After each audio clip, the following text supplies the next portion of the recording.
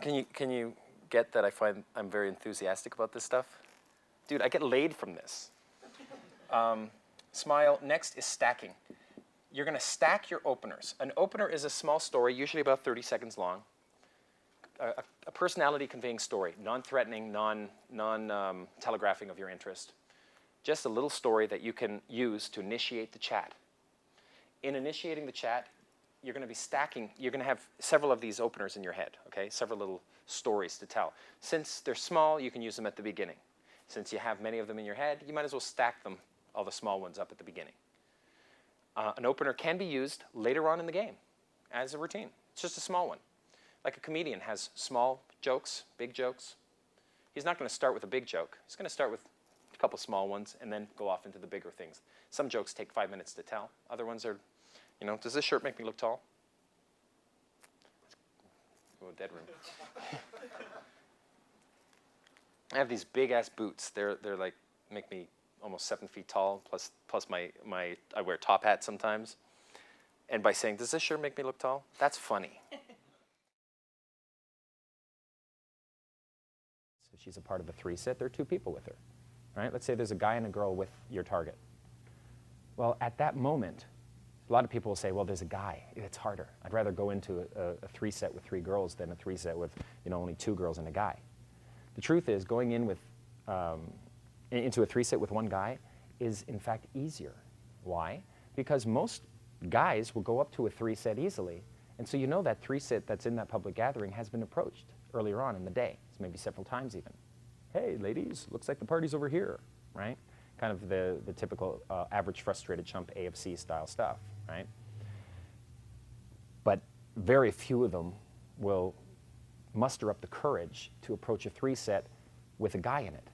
And yet you know if there's a guy in it, odds are he's only with 1 of the 2 girls, meaning that 1 is already free. All you have to do is find out the relationships, right? And you're good to go. Have a prop bag. In your prop bag will be whatever it takes. All those little things. Style, in his prop bag, he used to bring a huge piece of fluff from a dryer, you know, dryer lint. Huge piece. He'd take a small piece, roll it up in a little ball right between his 2 fingers, hidden. He'd walk, this would be his opener. He'd walk up to a girl and go, that's right there. And he'd just pull it out of the hair as if it was in there, and she holds her hand out and he puts it in her hand. That's it. It's kind of like picking something off her head and walks off.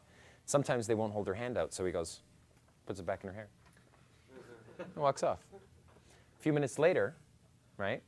A few minutes later, he'll come, he'll do it again. A new little piece of paper, piece in his hand. He'll just walk up and go, and walk off again. And she's like, and then the 3rd time, he'd come, point, she'd be like, oh, no, him again. Reach in and pull out the entire wad. So you can do, it's the lint opener, or lint neg, it's both, because you can use it as a neg. You can use it once, you know, just pick something from her, or you can do it all 3 times, do it big, and it's funny, and in with the takeaways, and you become a comedic character. It's really unique, see? So it's your call, however you want to do that. But anyway, he used to carry that in his prop bag.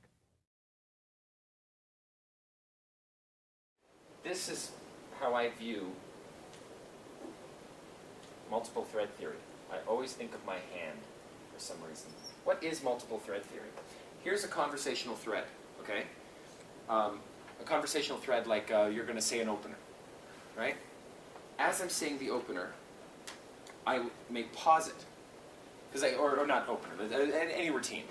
I'll pause the routine, and I'll start a new one. And I'll pause that, and I'll start a new one. And I'll pause that, and then I'll come back here, finish that. Then I'll come back here, finish this. Then I'll start a new one. Then I'll pause there, then I'll finish this. Then I'll start a new one, right? And these are with different groups. You even looked over your shoulder one time to someone who you hadn't even met yet. You said, we have a lot to talk about. That's right, exactly. I'm working this set, and then I'm now merging forward. And see, mergings aren't weird. You just have the material in your head, you're working here, and I'm already starting here. And I could tell it already made her feel pissed. I got cowboy hat girl off the merge. I got cowboy hat girl Yeah. off the merge. mergings, I find that in order to get a 10, you got to merge. In other words, the woman who's a 10 has to see you're already in a group talking. And you're like, so, who are you? Now, I used to think it was only because you have the social proof, but the truth is, it was also the opportunity to build a jealousy plot line 50 minutes into the set when you're in comfort. Because all of a sudden it's like, they're wondering, who is this other girl? You know? Let me finish up with this before I get to jealousy plot lines. You've got multiple threads going already. Exactly.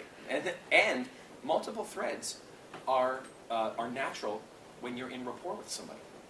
This is something that we naturally do. Now you have to ask yourself, why do I have to fake this then, if I'm trying to build rapport? Because it's an unnatural act to walk up to a stranger and act like it's all natural.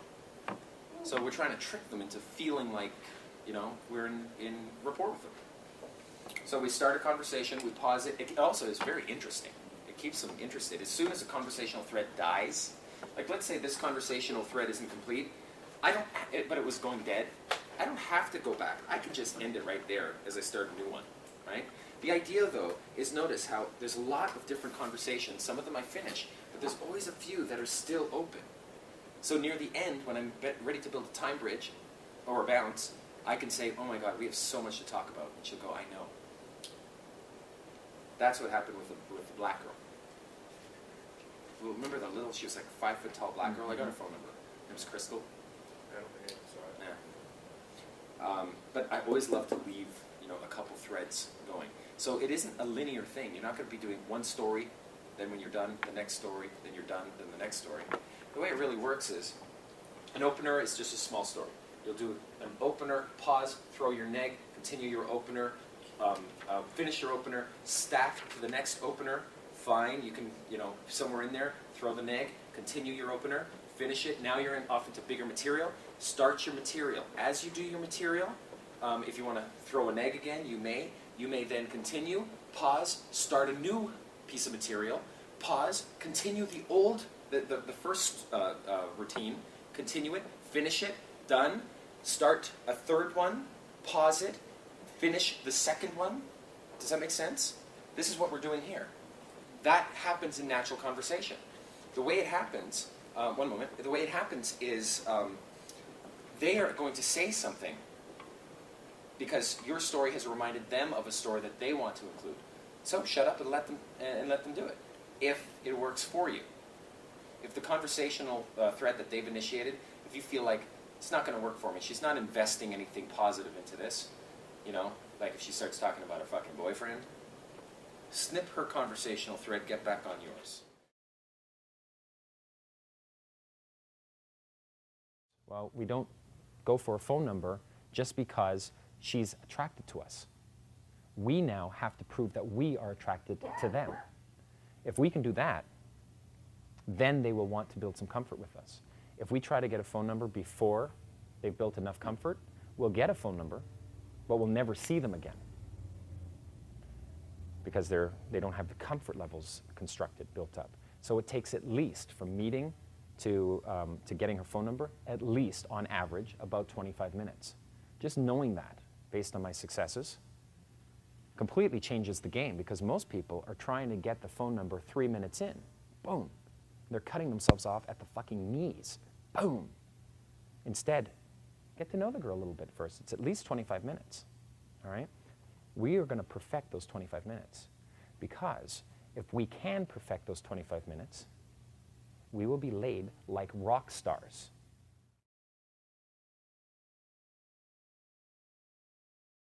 First layer is going by yourself, going up to the girl by herself. Next layer is group. Third layer is multiple groups merging.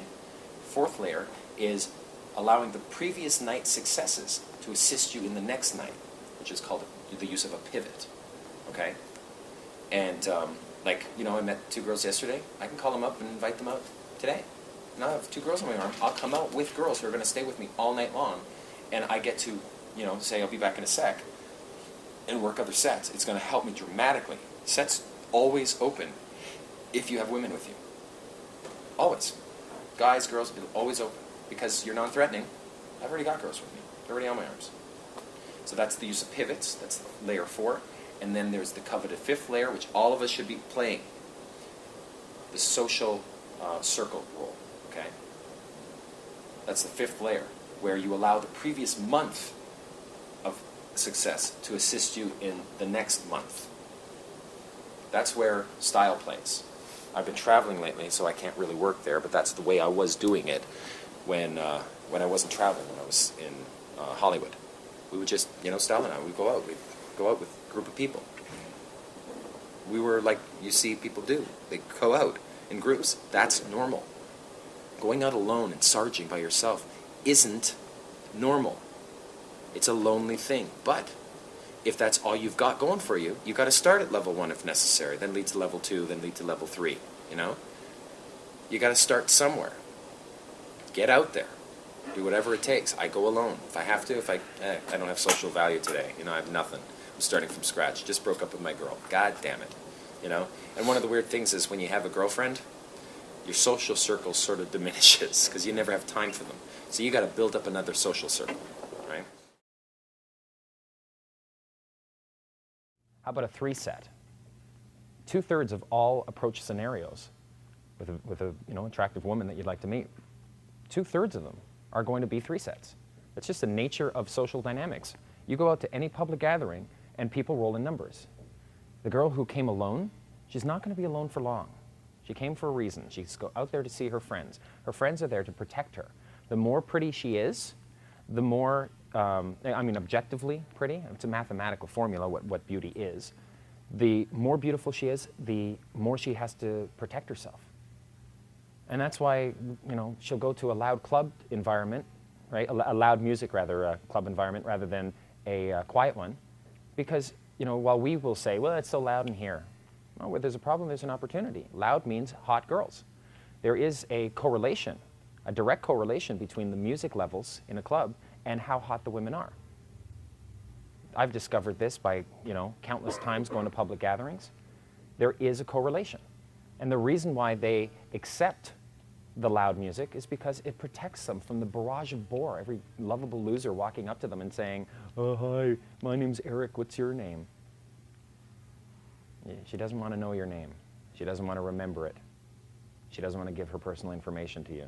You cannot go in like that. That's a whole other ballgame.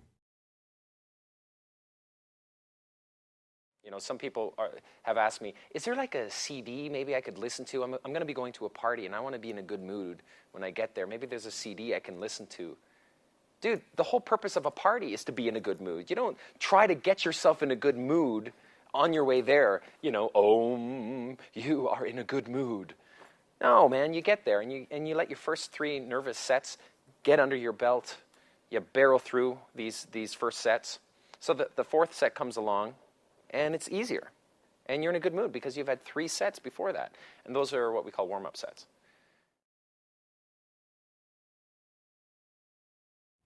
You see, what is attraction? Attraction is actually S&R value judging circuits. What style says is what was funny when you were in grade 2 is funny again. Thumb wrestling, body back riding. All these little one-liner pieces, or how's this? Check this out. I'm going to make this ring vanish. Now remember, I've got 2 of them, so it's a distinction, okay? I'm going to make this vanish from my left hand and appear in my right. Ready? 1, 2, 3, now. Huh? Okay, now for the hard part to bring it back. 3, 2, 1, now. Yeah, I know what you're saying. Was he born with that? Yeah, it's a power. It's a gift from God. No biggie. Or the devil, your choice. Black nails. You want to learn how to do that? It's amazing. All you have to do is sign a contract from this guy named Beelzebub. Ever hear of him? He's a cool guy. You can get this contract in PDF form. Just print it out, sign it in blood, and you're good to go. Right now you'll go, it's dry, But in the field, it's the weirdest thing how some of these things just really kick it off, make things work, And when they laugh, you make big movements like this. You become the moment for all the other sets to see you. Then you can merge sets. Hey, think of a number from 1 to 4. And next thing you know, you're doing the next routine on the next people. Take your hat off, put it, usually wear like some sort of big hat. Take the hat off and lock them in, back in a sec, merge forward into this set, work them. Now I've got a jealousy plot line that happens between the two, because that's, by the way, is the other thing that is necessary here. I need to build a jealousy plotline in comfort. A woman will not feel jealousy for you until you are in comfort, until she's attracted to you, feels like you're attracted to her for legitimate reasons. Now you're both sitting in comfort, arm in arm, you're feeling good, you're holding hands, everything's good. But a woman doesn't truly know she's attracted to you until she feels jealousy. So it isn't until, you know, another girl comes along and she feels jealous that she wants you. And that'll really accelerate her to chase you. But how are you going to get another girl chasing you? In other words, I noticed that the hottest girls in my life always came from mixed sets, from merging sets, rather. I would have to merge a set. Hi, baby. We're almost done. I would go into a set, and then I would take that and merge them forward into the next set, or at least ping pong between the two, you know, passively forward merge. And when I would go to the new set, I thought it was just the social proof that I had that allowed me to build the attraction, but it wasn't. It was the fact that I would take this set and introduce them to the previous set, and that previous set would give me Kino hand-holding stuff that would create jealousy for this girl. And these girls who I had opened, and then I opened a new set and introduced these girls to the first set, they felt jealousy. So now I'm ping-ponging between two jealousy plot lines. That's when a woman knows she's attracted to you. So jealousy plotline is built into the game plan, always. If you can't do it on day one, you're going to have to throw it in at some point. Right? Actually, it's a jealousy plotline.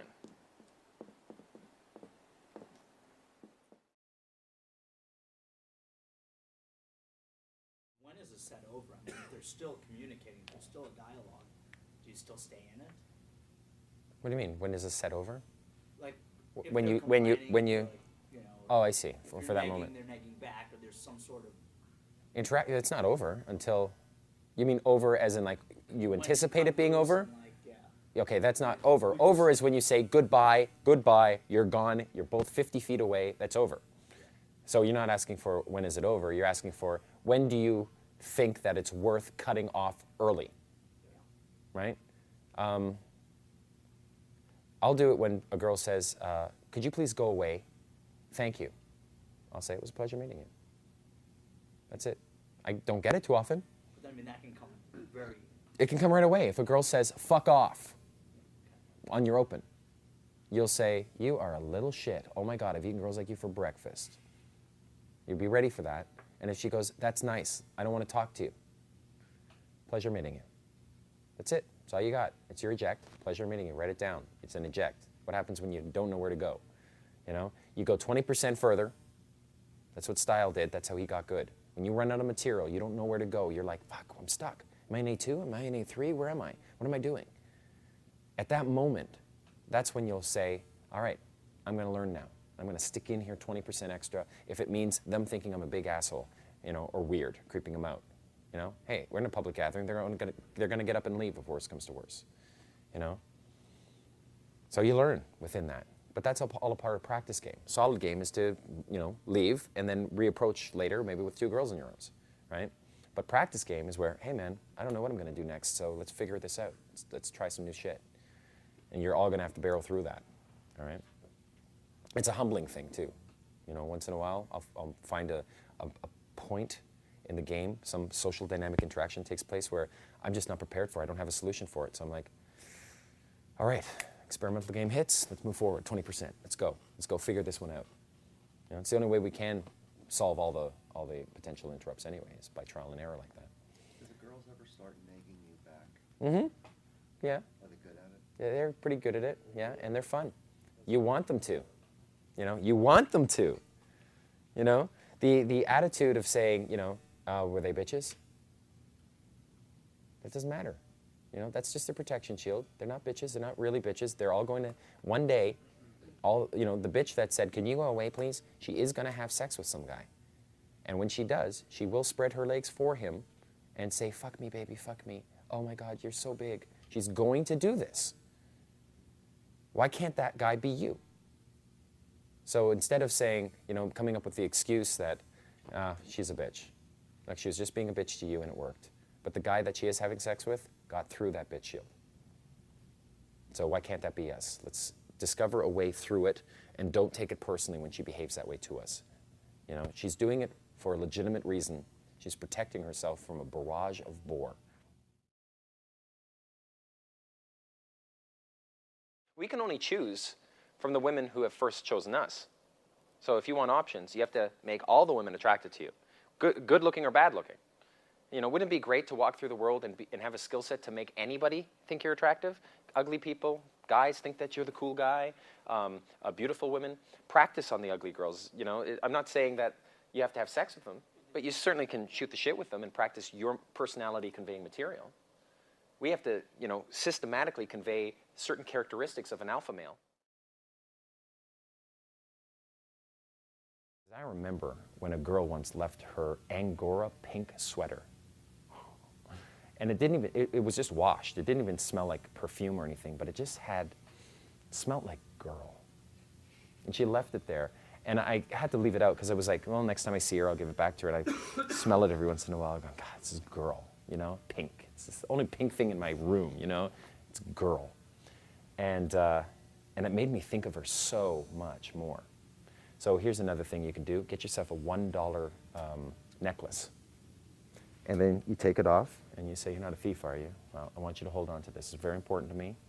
You have to promise to give it back to me the next time you see it, okay? Good. Isn't that a great bit? It solidifies your time bridge. What I end up doing is I'll be moving off into my C1, go like this, start talking to them. They start gathering around. And then I say to them, to one of them in particular, this is a great little piece. You may want to write this down. You pick one out and you say, I bet you think you could pick up pretty much any man in here. But the truth is, you can only pick up the men who approach you. You know, the lovable losers that don't, you know, have anybody to talk to, so they come to you begging for, you know, hey, can I buy you a beer? And you're like, thank you very much. Fuck off now. Right? All those losers. Really, you want to meet a man that doesn't have to approach you. The man that's surrounded by women, right? Like, for instance, there are women in this room right now that want to meet me. They do. And they can't because they have to get through all four of you. So I want you to appreciate your time with me. Isn't that a sweet little bit? What you're doing is you're taking their presence and using it as social proof for yourself. What's amazing about it is you can see the physiological change in a girl when she's just, you know, talking to you, listening, and then you mention that you're one of those guys that is surrounded by women, and they just look at each other and go, oh my God. You know, they see it. And I swear to you, it's like this. Link. You just grew tits. And they want you. It's a great little piece to throw in. When you got four women around you and you point to another woman, they want you. They really do want you because they want to know, who is this guy surrounded by four women making them laugh? So you just lean back and point, you know, and they turn and look, and the girls will look away, and you say, see, you know, look over there. You just point, and the girls will look, and then when four girls turn to look, you know, the girl will look away again. Like, see, these girls want to meet me, but they can't because I'm surrounded by you right now. They have to get through you to get to me. And the truth is, I don't have to meet them because I'm being entertained quite well hanging out with you guys right now. So appreciate your time with me. It's a way of social proofing and building attraction just because they're there. I find that fucking just amazing.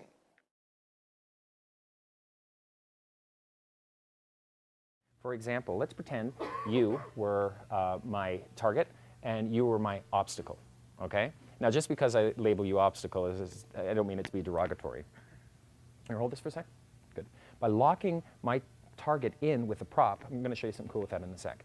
By doing that, I can now speak to this two set. I can direct my attention over to the obstacle, ignoring the target entirely, knowing that she's going to have to hand that back before she leaves if she wants to go to the washroom or something, right? Now, bad example, I'm using one of these as a lock-in prop, but there are other lock-in props that you can use. For instance, that's a great lock-in prop for me because I can carry this and I can just open a set by saying, here, hold this for a sec, and I can start talking to the others. Then I can throw an egg, wait your turn. No, you don't get to look through this. Oh my God, what are you, a little snoop?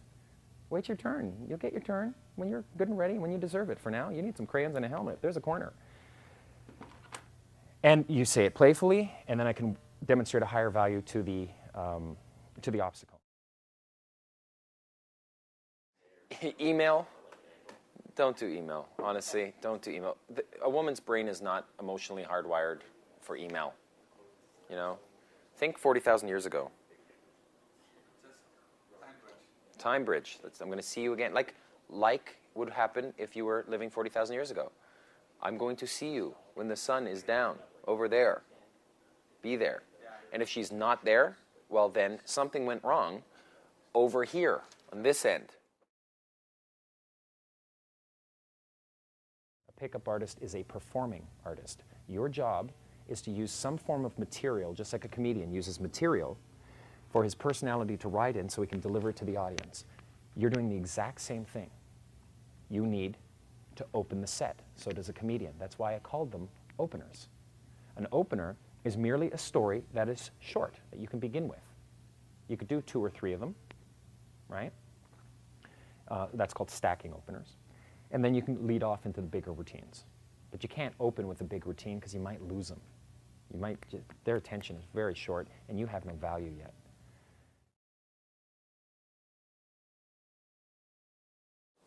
So you have to ground your identity to her reality. So instead of saying I'm a CEO, you say, well, when I was a kid, I came up with this idea, like when I was a teenager and I was living at my parents' house. And I came up with this idea and I decided to market it online and I started making some money. And then he goes from there. He just tells his story. And he could do 5, 6, 7 stories, a sequence of stories that led all the way up to where he is today. Just like I do. You know, oftentimes, and I'll throw in the what do you do? I'll say I'm an illusionist. I show them a little bit, give them a little taste, tell them what I'm up to lately. Then when it comes down to my hitting C1, I'll say, well, when I was a kid, I wanted to grow up and be a magician. It's the craziest thing, you know. I wanted to be an astronaut, too, and a puppeteer at one point. But I was so fascinated by magic. And I remember the first time I did my very first magic show was it was like maybe 20 kids, and it was for $50. I was 17 years old, and I was shitting a brick for 2 weeks because I'd never done a show before in front of anybody, never mind for money. And they weren't, you know, I did it for maybe a couple friends, you know, people on the street, my mom, you know, who hated me performing magic because it was horrible back then. And this show was supposed to be 30 minutes long for $50, and it was only 20 minutes long. And I mean, I was horrible. I was shit. But I took the money. And I feel like, you know, if I ever bump into that guy, I'm going to give him $50, you know, and say, man, thanks for the loan. I'll give him $75 for interest. Point, though, is that very day, I saw David Copperfield perform. And the money, $50, paid for literally exactly the fee of 2 tickets to see Copperfield. I paid my mom back. I went through all that pain so that I could see Copperfield. And after that show, I decided I never have to do a magic show again. You know, because it was horrible. I hated it. And I went and saw David Copperfield. And I had 2 tickets. I was going to invite my neighbor. The reason why she couldn't come is because she wasn't there that weekend. I was too chicken to ask her soon enough. So my friends were all busy. My mom said, I'll go with you. I was like, no, I'll find somebody. And I went downtown alone. With $25, half of the pain that I just went through, experienced for 2 weeks, deciding never to do that again. Sitting in my fucking hand going, maybe I can give it away to someone on the street. But by that time, now I did 11 in the morning show, and this show was at 8 p.m. So here I am, 5 minutes before the show. That's a long time. I got scared again. I was too scared to talk to anybody on the street. You know, after the show, you would have thought I would have had the guts. But too much time had passed, and I was too scared. So I ended up going in, and, you know, what's worse than having a stranger sit next to you is having nobody sit next to you, and you've paid for it. And I went and I saw that show at 17 years old, and Copperfield did a fucking amazing show, and he schooled me on the way it should be done. And it was that day that I decided something really huge. On the most stupid day ever, I decided I'm going to become the world's greatest illusionist, and I'm going to make him disappear, and I will stop at nothing. Since then, I've been through some other experiences. I started doing many, many magic shows. How many? About 300, maybe even 400 magic shows. Do you know how many magic shows, how many children's magic shows I've done? I went at first doing little children's birthday parties. I did bar mitzvahs. I then moved up to doing school shows. I just had to get my chops up. Doing school shows were a real bitch because I was doing the 12 and 13-year-olds. You know, the ones who don't believe in magic anymore. The ones where you have to, you know, still treat them like kids, but you know that some of them have already had sex. You know what I mean? really hardcore, and that's what I got called in to do, and I got really good at it. The way I would start it is, it would be library shows and stuff. I'd come in and say, "You guys believe in magic?" "Ah, bullshit." And they'd erupt the fact that I had the guts to say bullshit in front of them at a school. And I'd go, "Oops." And, of course, I got chastised a couple times, but I would then say, "Look, they're 13 years old. They're saying shit in front of each other, okay? That's how you win an audience, And if you have a problem, you can always take the money back. Because I was no longer doing it for the money, was I? And I'm still not doing it for the money. Now, and do you see what I'm doing here? I'm sequencing a series of stories. I've got about 25 minutes of stories. By the time we're done, she will feel like she has ridden with me along the entire way, and every story is a story which makes her proud for my having the guts to do it, leading all the way up to what I'm doing today and where I'm going. That's my grounding sequence, and if I begin my grounding sequence, I will have a girlfriend. So I have to be very careful. I'm not kidding you. I have to be very careful not to bother starting it unless I really like her. Would you do that in comfort? It's anywhere in C1, C2, C3, if you've got the time. You're sitting one-on-one with a girl. I've even done it. If it's a two-set, keep them together. But afterwards, they feel so comfortable with you. They feel like they know you, And you're taking the time. Notice I'm not fucking hitting on her. I'm just taking the time. Of course, I'll do some kino escalation, arm in arm, and I'll talk for 5 minutes and go, "God, you smell so fucking good. Where was I? Oh, yeah." And I'll continue on with my next story. How do you make it so it doesn't come across like you're bragging? Because you'll be throwing in little things like I was scared shitless. I was just a little boy. And at the end of it, I'll say, "You know what? I'm not where I want to be just yet.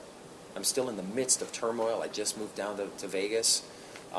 I got to head over to the stratosphere because I plan on performing the world's first mid-air vanish by jumping off of it. And so, I need to go up there." And that's one of the stories that I told yesterday, which is true. That's what I want to do.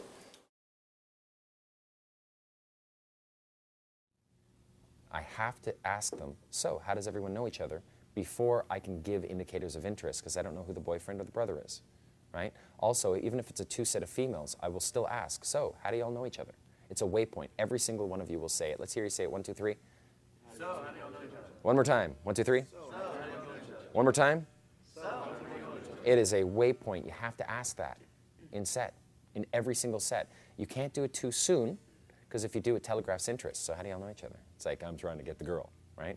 Neg the target first. Demonstrate some higher value, okay? Then, before you start A3 or into A3, before you hit on her, you could say, "What do you got going for you, more than your looks?" "Really?" "All right, that's cool. How do y'all know each other?" Now I can throw in, "How do y'all know each other?" It's just the beginning of A3. I can throw it in, and and I'll do it to a two-set of two girls. You think, well, I know that's not a boyfriend or a brother, so who cares? Here's why. Because you don't know what the relationship is with that other girl. If it's the sister, she may try to protect her sister, the target, and you're going to have to win over the sister. If it's roommates, you want to find out if there's bisexual tendencies. You're going to want to check that out. If one of the girls is the target's boyfriend's sister, you can't maneuver certain things in front of that girl. I need to know the relationships. If there are guys involved, I need to know who's the brother, because I need to make him my best friend. And he will hand his sister to me on a silver platter. I need to know this information. It's a waypoint in A3. All right, so C1 is rapport. The main point is kino escalation. I want to get a good kino escalation going.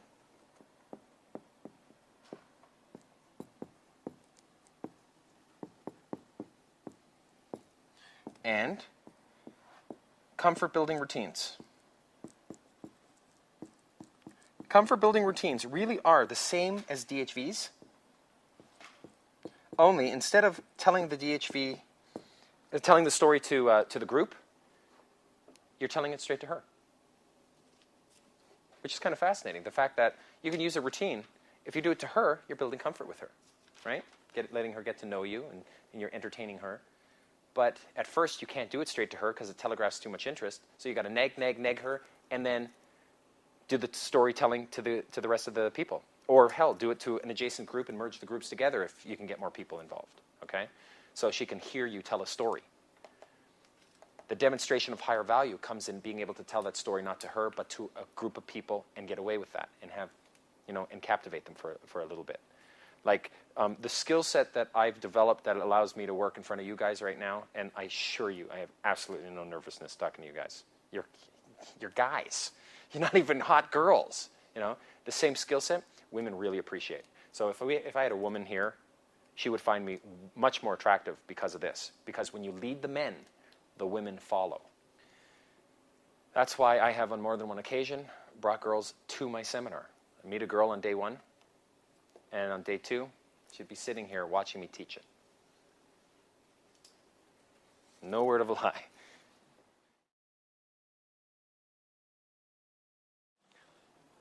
Now, what's the difference between C1, C2, C3? Only location. We call it rapport, we call it trust, we call it intimacy. Really, they're all rapport, trust, and intimacy. We're just growing it, and you'll do as much as you have to in the location you're in, as much as you can do in the location you're in. That's it. That's all you're going to do. And you're going to purposely slow it down. If, you don't have a seduction location nearby, might as well not go off into arousal and start seducing her in an attraction location, right? So remember that C1, C2, C3 are only separated by physical location, and the objective of each of those 3 phases is the same. Ketoescalation and comfort building routines. That's it. Now, if comfort means rejoining her friends, rejoin her friends. Wow, we're hand holding. It's on. Arm in arm is on. I stroke her face and say, God, you smell so fucking good. Okay, I can't even talk to you. I turn, I shut up. She reinitiates the chat, arm in arms me again. And I say, my God, I'm so glad that I came out. Because, if we were to relive this day again, I wouldn't be here again. Because the statistical probabilities of me coming here, my friends dragged me out. I was so not going to come here. Just a whole series of events took place. This is like destiny, the fact that I'm here and that you came here and I met you, and I'm so happy that I came out. Because if I wouldn't have come out, I wouldn't have met such a great person. I'm going to go home, and I'm going to be thankful that I met you. And that's just so twisted, because I'm so cynical lately. There's so many people on the planet, and so many of them are cookie cutter, and then someone like you comes up, and you're like a fucking diamond. This is the weirdest thing, but I have a fetish. I have a lot of fetishes. I'm not going to go into those fetishes, but, sexual fetishes. Everyone has something. But I have this weird thing. Let's say you and I were, let's say we knew each other 6 months, okay? We're holding hands, we're doing some shopping, we're at the mall. If we're in the middle of a conversation, we will naturally find ourselves on automatic pilot from time to time, and you end up going, where are we? Where did we just go? And for you, I bet you the place, don't tell me, it would be like Victoria's Secret, right? And I'd be in there going, oh my God, there's too much estrogen. Jesus Christ, look at this. And I'd be waiting outside, babe, come on. Unless you try some stuff on for me. That's different. But my automatic pilot, you'd think it would bring me, because I'm a guy, you'd think it would bring me to like a computer store or some sort of gearhead place, right? No, it brings me, of all places, to travel bag stores. Isn't that weird? I find myself in a travel bag store. Like we were talking, and all of a sudden, you'd be like, babe, why are we here? You need like a travel bag? I'm like, no, I don't know why. It's just some ethereal quality about travel bags drags me, draws me in. It captivates me and pulls me in. I have all the travel bags I need. I have all the luggage and bags. But there's something about it. I love looking at them because I always think to myself, somehow, maybe this is what it is. A travel bag is like an opportunity to have adventure. You put your shit in it. You're all organized. You're all ready to go. And off you go, And I know it's the weirdest thing, but I don't know why it happens. Now, the reason why I bring this up is, well, for the last 10 minutes I've been talking to you, I look at you, and you're absolutely a beautiful girl, but the truth is there's a lot of beautiful people in here. But so I look away, no biggie, I've had beautiful girls in my life before. I'm not going to, sugarcoat it. But there's some ethereal thing about you. I keep looking back to you, and there's something about you I'm just so fucking drawn to. It's ridiculous. I wasn't given an instruction book on how to be human. I just take things one day at a time, and I'm fucking drawn to you. And I look away because I don't want to spook you out or anything, and then next thing you know, I can't help but look back to you. So I guess what I'm really trying to say is, you're like a travel bag. I'm romantic, aren't I? All right, get away from me. It's a great fucking routine. It's a nice way of telling her that you like her. Not going too much with it, making it very unique, and explaining to her that this is because of emotion, not because of looks. That's how you start winning over a 10. You like that bit? You know, here's a situation that often occurs. There's a two-set, two girls. You know you can't isolate in a two-set, so you're going to need to bring your wing in to turn it into a three-set. Your wing is a pawn in the know. It's one person is the game player, that's you, and your wing is a pawn. He's not a game player as well, working for you, okay, working with you. He is a pawn in the know. So a two-set. I can't isolate. I go in. I'll bring my obstacle, wing in, and the amateur approach is to have your wing run interference on your obstacle, right? Here's a two-set. If you go in tandem, you and your buddy go in at the same time, it's like an interview. It's horrible. He occupies the obstacle while you run the target, right? Amateur hour, okay? We call that going in tandem. The only type of tandem hunting you want to do is with a girl, okay? You can go in tandem if you're trying to get threesomes with your girl, with your bisexual girl. That's the only time you go tandem, and they call it tandem hunting. You do not want to go tandem hunting with your wing, with your male wing. It's not cool. It shows you don't have a lot of confidence, you know? It telegraphs the reason why you're going up to talk to them is because you don't have to talk to him. You're going to talk to the girls. You're telegraphing interest. You can't do it that way. The way it works is you go in by yourself, let your wing hold back, but don't let your wing just stand there like a loser 3 feet from you. Has that ever happened? You know, you go into a set, you start talking, your buddy is just waiting there, you know, because you're taking over the set, and it just looks like, hey, I'm the bold one of the two, you know? And that lowers his value. And now I'm hanging with a guy with lower value. And that lowers my value. It's a horrible situation. Here's what you do instead. You go into the set, you work it like a typical two-set, you throw eggs at the target, you work the obstacle. As you do that, you do an accomplishment introduction for your friend, for your wing. I'm going to introduce you to a very good friend of mine. His name's Neil Strauss. He's a rock critic for Rolling Stone magazine, 3 times New York Times best-selling author. Ladies love him. I'm going to introduce you to him. He's a very smart man. And I'll leave it at that. About 1.5 minutes later to 3 minutes later, Style, my wing, will come in. And he'll say, were you just talking about the... And I'll say, yeah, spells. And he goes, oh, no way. What did they say? And it doesn't matter. He just comes in. Were you talking about the... And I fill him in, and he takes over for a bit. I then shut up, because I've already accomplishment introed him. He then works both girls just for 30 seconds. You know, keeps it together. He takes over. Oh my God, were you outside not 5 minutes ago? Okay, get this.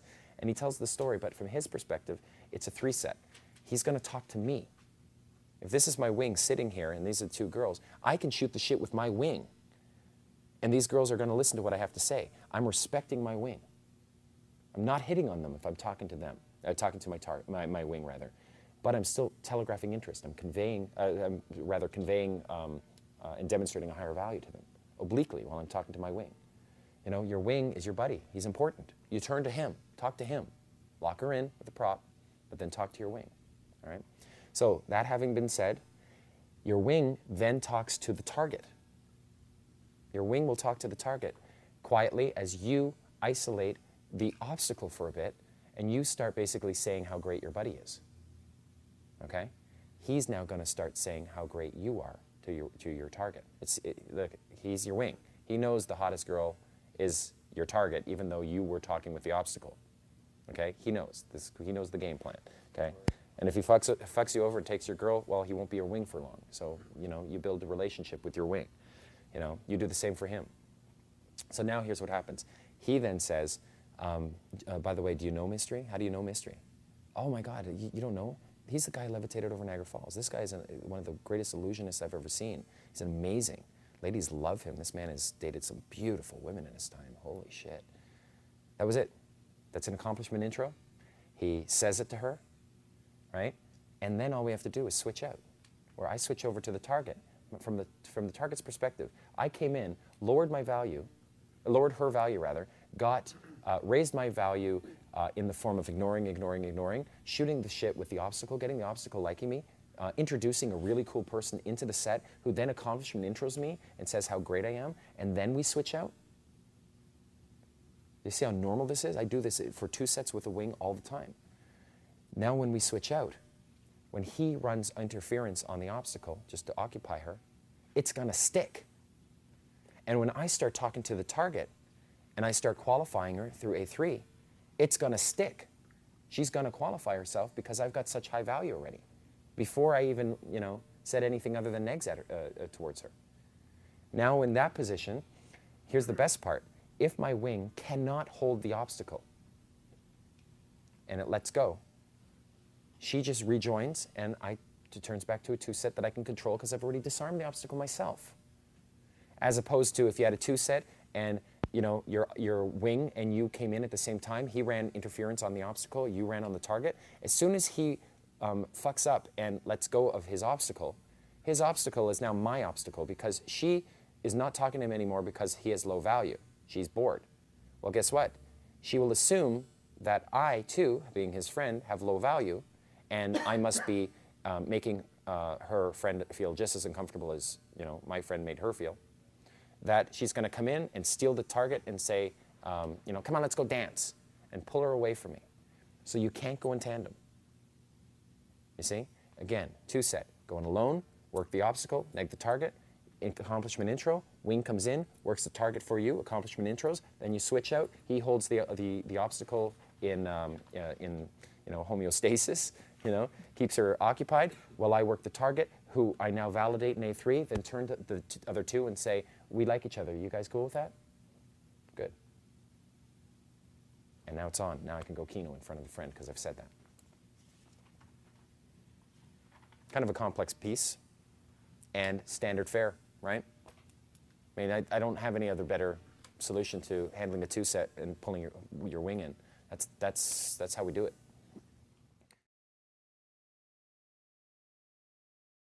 That's a vulnerability story for another routine, for another time. When I talk about when my father died. If I talk about that for 5 minutes and it tears me up, later on in C1, in C1 or C2 even, here I was all at first going, hands off, hands off, hands off. But in isolation, I accidentally reveal some sort of vulnerable aspect of my personality. That's a whole story right there. You pick a vulnerability story. So that's kind of like a good one, And hey, I'm not hitting on her. I'm actually taking the time to get to know her and allowing her to get to know me. I'm investing. I'm trusting her with personal things. And in return, they'll trust you. It's kind of a neat thing. I remember a girl said to me, here, I'm going to the washroom, hold on to my purse. And she went to the washroom, I'm holding on her purse, going, wow, she must really fucking trust me. I can rifle through this thing, steal everything, I could leave right now. When she came back, and I handed it back, she goes, thanks. I trusted her more. Isn't that weird? I just felt like I trusted her. Like I would have left the keys to my car with her. I just would have. It's you build trust that way. So sometimes I'll take my hat off, put it on a girl, say I'll be back. Leave, come back, get my hat back, good. She will trust me more because of that. Cool? Comfort is actually not just called comfort, it's actually CNT, comfort and trust. Trust that you are not going to make her feel uncomfortable, or rather, if she feels uncomfortable, she can trust that you are going to remove the discomfort. Trust is a belief and a prediction algorithm, basically. She can predict that anytime she feels uncomfortable, you're going to remove the discomfort. That's what trust is, isn't it? That's what it all boils down to. And what is comfort? The lack of discomfort. So it's comfort and trust.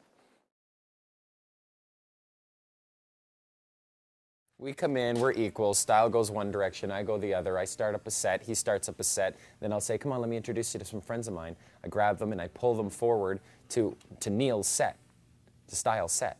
When I go there, he's already with girls, and I'm bringing girls, and I'm a cool guy. He's already done an accomplishment intro knowing that, because we constantly accomplishment intro each other. I even practice it when he's not around, because it makes me sound cooler, to have a good buddy who has good value, and I have that for him. And so if we are in the same room together, I can introduce him, and we cross over like this all the time. Gives me more maneuverability, allows me to, show that I've got cool friends. I will also introduce, what's neat is when you introduce girls you just met to a group of people you don't know, but one guy you know really well, they assume the whole group is yours. You see? So I could just say, hey, these are my friends. This is Neil. Oh, by the way. And he'll take over, so they don't get a chance to be introduced to everybody, because it's too big anyway, right? But they think that they're friends of ours. And that because I came in with girls, and a huge accomplishment intro by Style has already been given in his set, I can lock into his set for a bit. I know the hottest girl in his set is his, and the hottest girl in my set is mine. And now we can switch off, and because, if he opened a 3 set, I opened a 5 set. Well, when we merge them together, that's an 8 set. And so he and I are fucking running an 8 set from inside, 2 guys. It's 10 people in total, and we can run it. It's fascinating to watch. It's wingmanship, man. It's a whole area of the game. How to get good with your wing. Good stuff.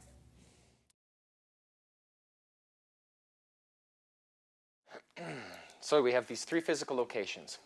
Any comfort building location, any attract location, any comfort location, and any seduction location. Right?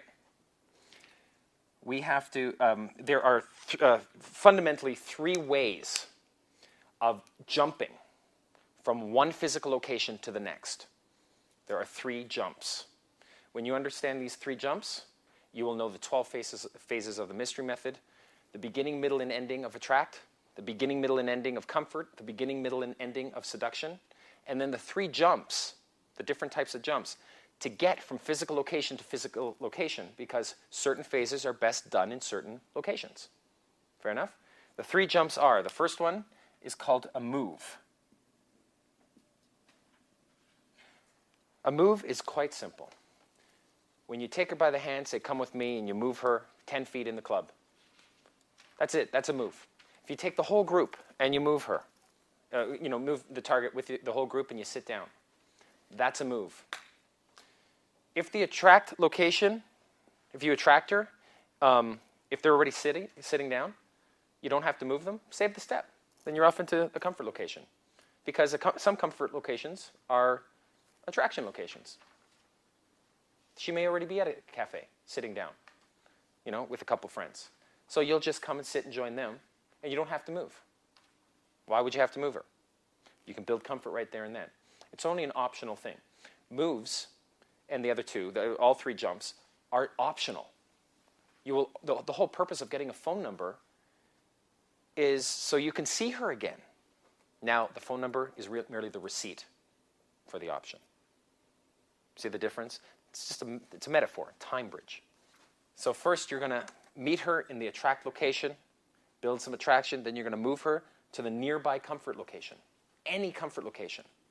Whether it's the couches in the club, okay, in this case it is, then you can time bridge to see her another time.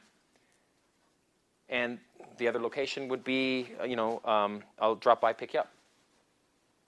So you pick her up at her place, and then, and then the next thing is a bounce.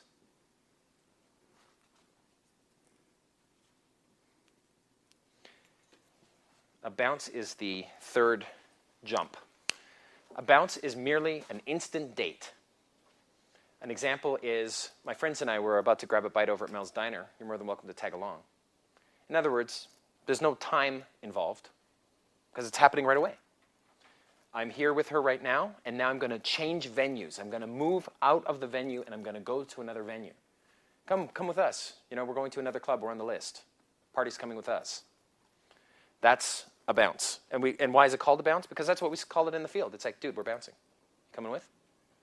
A bounce is merely an opportunity that you are structuring so that the girl can pursue you. That's the purpose of a bounce. A bounce happens instantly. And this loop here is called a multiple venue loop.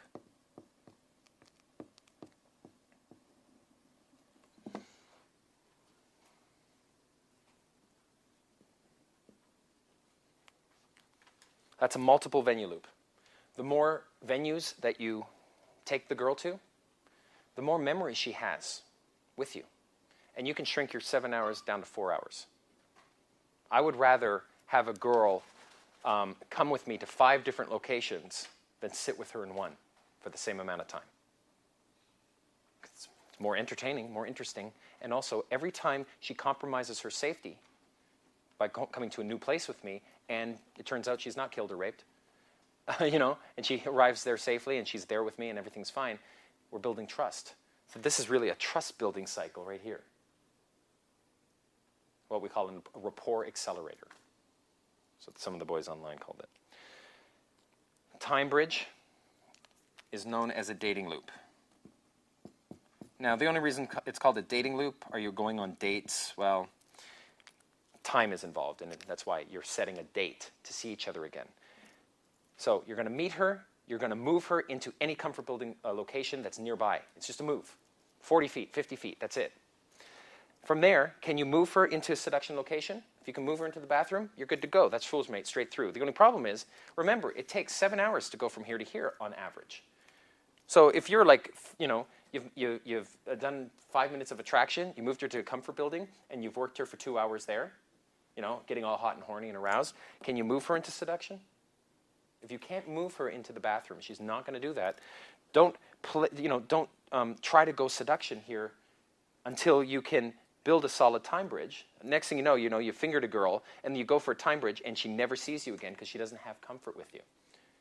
You're talking to her on the phone, saying, yeah, you know, it's okay if, you know, I come over, you want to come over? And she's like, well, you know, I've got things to do. Like, you're thinking to yourself, this girl loved me. I mean, I was fingering her, for crying out loud. And she was so into it. The only reason why we didn't have sex at night is because we couldn't. Physically, there was no place to do it. So now there's the next day, let's have sex. Now she's not in the emotional state. She's not aroused. And now she knows the only reason why you're calling is to have sex. Of course, because what did you do? The only did the night before was have sex. That's right. Pretty much, exactly. So, you know, if you say to her, hey, let's just hang out, it's just going to feel like manipulation for her. You went too far too fast. Now, I don't mind going quickly if you can't move to seduction and fuck her in the bathroom. That's fine. If that's your option. But if that is not a technical option, you can't do that, or she won't. You know, you try and she won't. Slow it down, because you know that you're going to have to either do time bridges or bounces. Slow it down. What is a bounce? You're going to bounce to another venue, any comfort-building venue. That comfort-building venue could be your living room. Are you ready in your living room to move her to seduction? Well, what if your kino escalation hasn't gotten to kissing yet? She's still tense and hesitant. This 7 hours is based on her reactions, not on what you should do. It is always calibrated to every time you make a kino escalation, we're going to see if she's uncomfortable with it. If she's uncomfortable, you're going to back up. The main point is there are 3 main areas to this game. This first main area is called pickup. And it goes from doing your attract stuff, moving her into a comfort-building location nearby. That's the pickup. Now you have your option. Then, mid-game, which, you know, most of your game is played in comfort, occurs when I'm in a comfort location. I'm either going to time bridge her, get her phone number, see her again, and I'll do as many dating loops as is necessary to accumulate the 7 hours, or as many bounces to accumulate the time that I'm with her in comfort. Finally, I bounce back to my place, and I'm off into the last piece, which is called endgame. Endgame, midgame, these are all chess metaphor. You could be a great pickup artist, but you could be lousy at midgame, and if you're lousy at midgame, you will not get laid. You ever play video games? Yeah? Games with levels? Can you imagine playing like a 12-level game with no save feature? That's the pickup. That's the Venusian arts right there. Courtship, you're going to meet her, okay? You're going to A1 her, which is open. You're going to attract her in A2. I'll zoom into this. We'll zoom into each one. into A3, she's going to attract you. There's a whole phase in making her feel like you are becoming attracted to her. Because in A2, you can't convey that you're attracted or you're going in building comfort. You got to break rapport in attraction so that you're not going in building comfort and becoming the nice guy, right? After that, you're off into C1, okay? In C1, it's rapport building. Can you imagine you get all the way to C1 and then for some reason you build a time bridge and you never see her again? You're like, fuck. Like in a video game, fuck. You got to start from scratch again. There's no save feature. You can't come back to it. You lost the girl. You got to start from scratch. The bad news is that you're going to have a lot of failure, okay? Especially at the beginning. The good news is you're going to have a lot of success, too, at the beginning. Now, of course, the good news is if you have success in the beginning, lots of success, the more likelihood you'll have of having success near the end. But the bad news is, you know, you're going to have the least amount of experience at the end. Makes sense, right? Because once you can get you're going to get lots of openings and very few full Monties at the end. You're going to be fucking up along the way. My job now is to minimize the chance of anything happening wrong